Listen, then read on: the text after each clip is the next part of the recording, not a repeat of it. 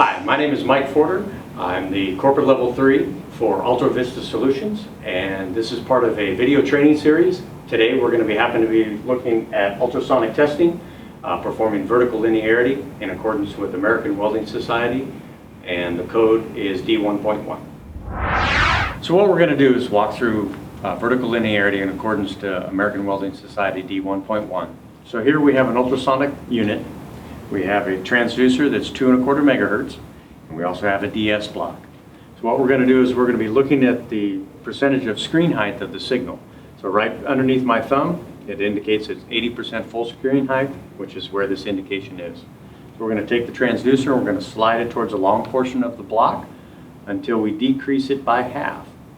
So in this case, we're going to go to 40% full screen height, also now indicated right where my thumb is at. And then we're going to increase the gain by 6 dB.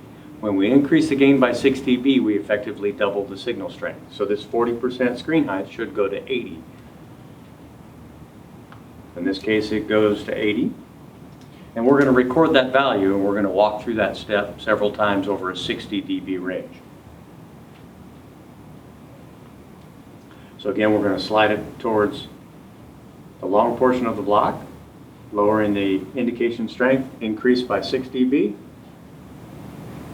this case, I've got a strange a little bit low on my indication, so I'm going to back up that step and just verify that that's the correct number.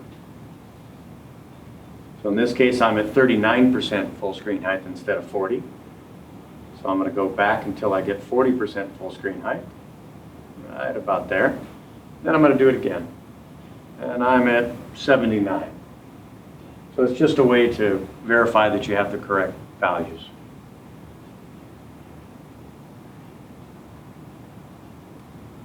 Increase the gain. This happens to be 81% full screen height.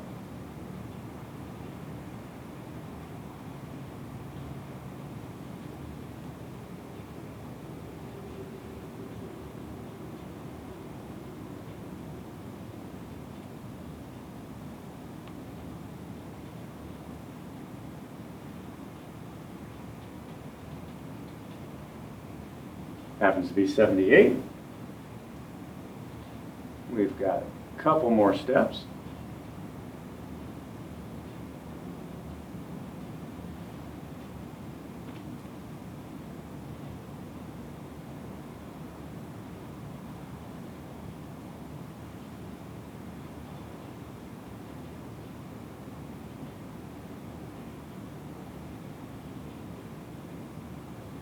Chord 81. And then what I've done for ease of increasing the gain is I've just stepped the gain signal to automatically do 6 dB when I change it.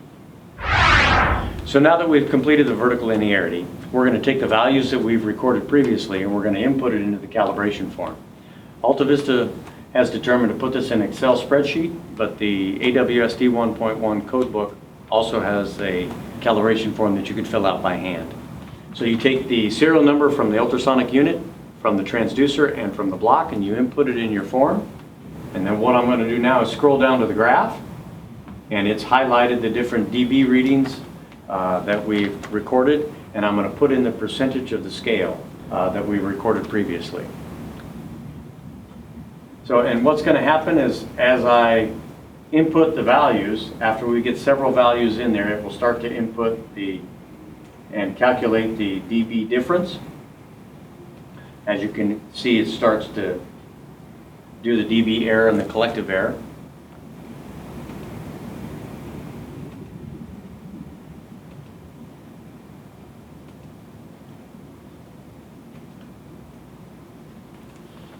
So and that's where it completes.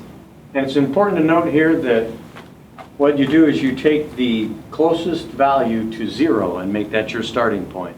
So what I've done is I've highlighted this particular cell, and this collective error is our 0, or our starting point. And for the collective dB error, it will add these together as you go up, and as this is the starting point, it will add these cells together as it goes down. And what that does is it plots a graph on the next page. Now, AWSD 1.1 says that you have to be plus or minus 2 dB in your vertical linearity. So just a quick read of this chart tells us that we have a particular ultrasonic unit that is okay to use and we can put back into service. When we record that values, as we stated earlier, that's required to be done every 2 months. At this time, this completes the video training session on vertical linearity. Thanks, and have a great day.